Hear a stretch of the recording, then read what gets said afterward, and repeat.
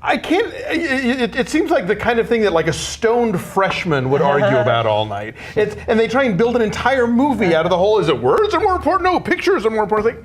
That's what this movie's about? Like, that seems like they'd be background characters in a better Adam Sandler movie where he's a teacher, you know, and exactly. they just argue about words or pictures, you know. And then, of course, it becomes about, like, him maybe not being such a drunk and getting his energy back in writing, or maybe not. And she was faking the rheumatoid arthritis? No, she's not faking it. But she's still trying to paint. I mean...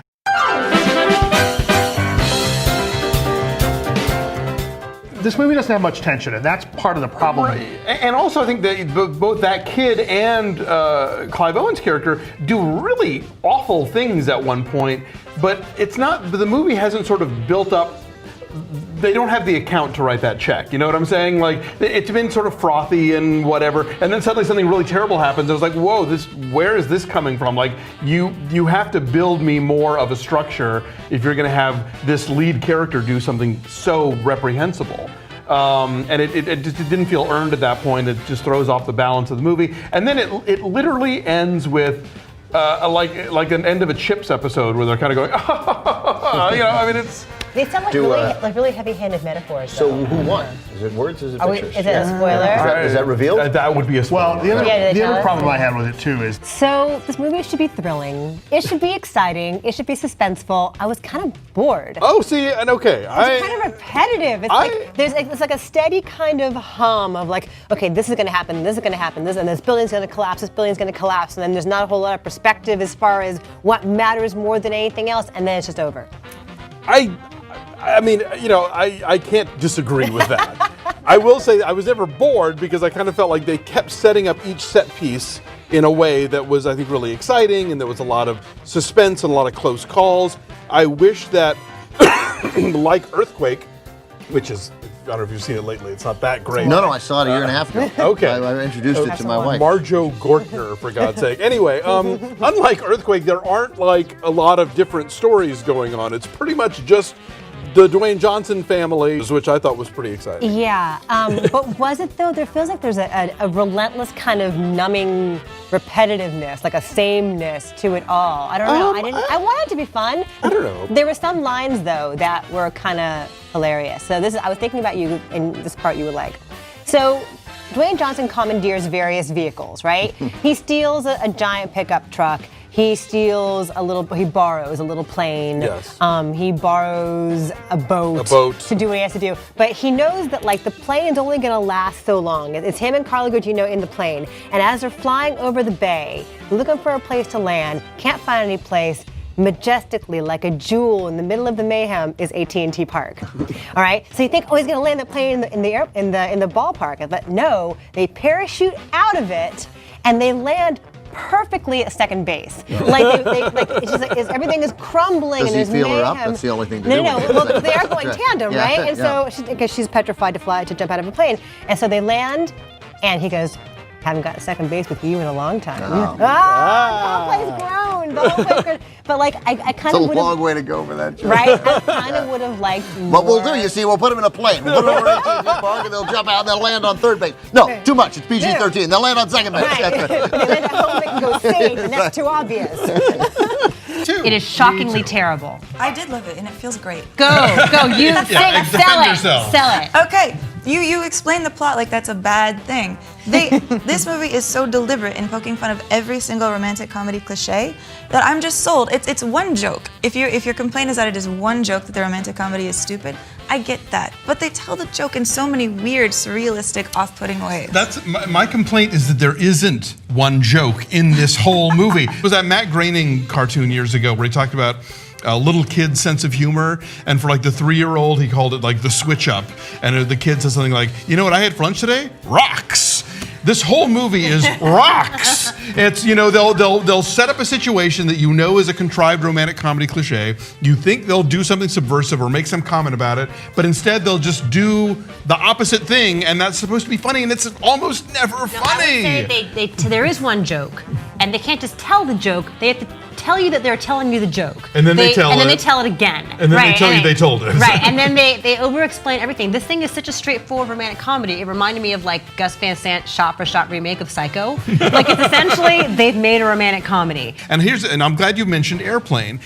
Airplane, for as anarchic and crazy as it is, has a story that you follow. Ted Stryker has to land the plane. There is a story that progresses through the film. There's no story in this movie. They throw it out the window half the time. They completely change it up and switch it up and ignore it and completely violate what they set up to go for the joke that's never there. How is there no story? Christy just told us the whole story in the intro. But he has to land a plane. They have to land each other. Nicely done. No. We're gonna bring her back. But- For more nuggets like that. But half the time, not funny. Also, let me say really fast, the scene in the bar, there's a scene in a bar that I thought something was wrong with the copy of the film I was watching, because Paul Rudd is sitting at a bar and drowning his sorrows, and it's this totally bizarre exchange I thought it was with the gonna drop bartender dead where they during that. say, tell me about it, you can say that again, like 10 times. I'm like, is something wrong with the movie I'm watching? Because I seriously thought it was like stuck on a loop. It's like- it's meant to be funny. It's like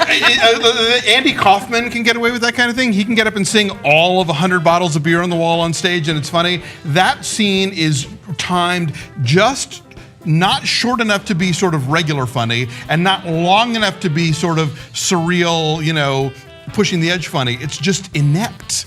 Okay, you guys left beginning in. A formulaic comedy or romance set in a magical New York, as you described it. Yes. This movie is making fun of that movie. Right, and this they- movie is saying, I'm and right they for keep- wanting to make fun of that movie. This New York in this film is so magical that the subway stop by Amy Poehler's house is called Upper West Side Subway Stop. I saw that, yeah. How do That you- I did why notice, that yes. so funny. And because they keep telling you, New York really is like a whole other character in our relationship. Like they keep, Exactly. but They they say it tell like you 10 that 3 times in times, the right? first So 10 we minutes. get it. So and based on also what we learned, I don't want to spoil anything, but they're certainly prepared for a follow-up to this one.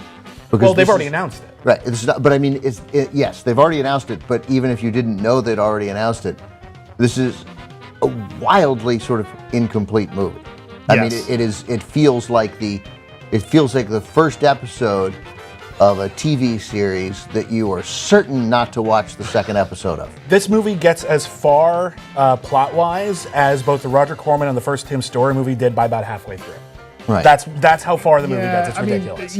Those of us who follow this kind of news, like this was a troubled production. There was a huge second round of filming, to the point that in the credits it says Phase 1 and Phase 2. Oh, I Like there's a whole separate set of credits on this. Yeah, characters' names changed. Tim Blake Nelson's now playing a different character than he was originally announced to be. Yeah, and then, some people will say that the reason, based on the director's behavior, this is why this director is not going on to do a Star Wars movie. This movie's a mess, and it shows on screen. The biggest problem with this movie is that they take what is arguably the best villain in Marvel Comics, Dr. Doom, Oh, is who's that like right? Dr. Doom is as iconic as like a Goldfinger. Like he's that level of great Bond villain. Darth Vader He's- ripped him off. That's Yeah. all the stuff we like Right. about Darth Vader we got from Dr. Doom. Yeah, he's this great villain, and they, he's got no more motivation than an angry wasp nest That's right. by the end of the movie. And so it's like there's this, they lead up to this big fight, and there's this great big fight, and I thought as I'm watching it, I thought the bear in the edge is more menacing than Doom. But here. in all fairness, that's a really menacing bear. Well, to be right. fair. But I mean, like he's got more, like the bear's got better, more defined motivation Yeah. than Doom. Like Doom's I'm just gonna kill everybody.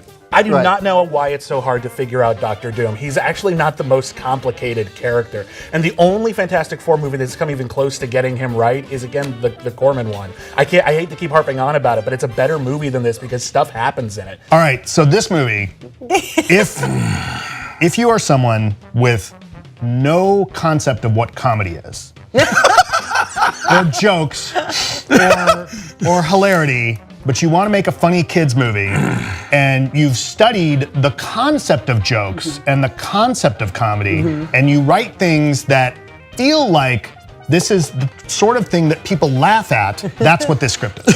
It's through animated talking animals with anachronistic humor and dialogue, and songs. And so you have all these Christmas songs done by like Jake Owen and Mariah Carey and other people. Fifth Harmony. Yeah, and it's an amazing voice cast. Like Oprah plays one of the wise men camels. It's amazing. Right. What's the it's a Google weird dream, mix of stuff. Like, what's the Google Brain thing? What's that? Right, where it like comes up with imagery and like its version of a what animals look like. Like if you had some, They look really right? weird. If you The have some animation's weird. half-baked artificial intelligence that, you know, people will do this like, oh, what's this algorithm? It can create, you know, the perfect pop song.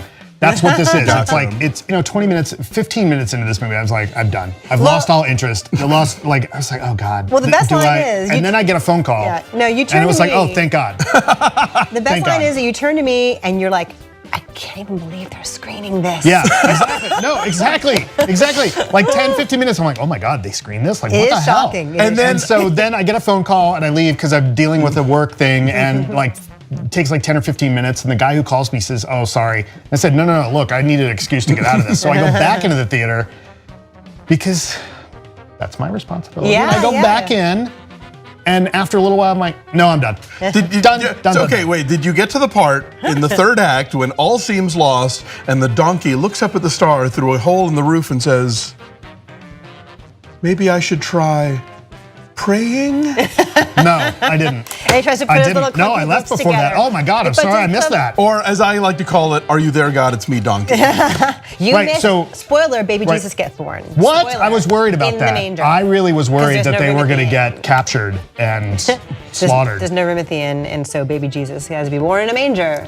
Through Thank song. God. I'm so sorry I missed that. Michael Bay has done Teenage Mutant Ninja Turtles. I never saw one episode of the television show.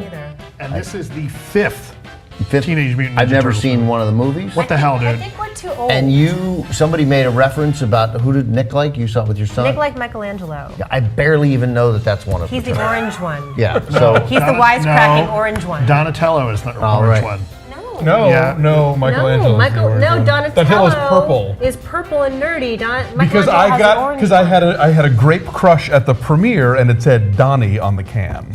Donatello is the purple. Leonardo's blue and Raphael is red. Red, I yeah. swear to God, Michelangelo's one. orange. And Michelangelo is a party. Nick dude. liked that one. Okay, I can't believe we're even talking about this. traveling, I didn't see. Started out as this comic that spoofs Daredevil and specifically does a lot of spoofing of Frank Miller. Yeah. And what and Miller's like dark art and kind of the dark stories he was writing.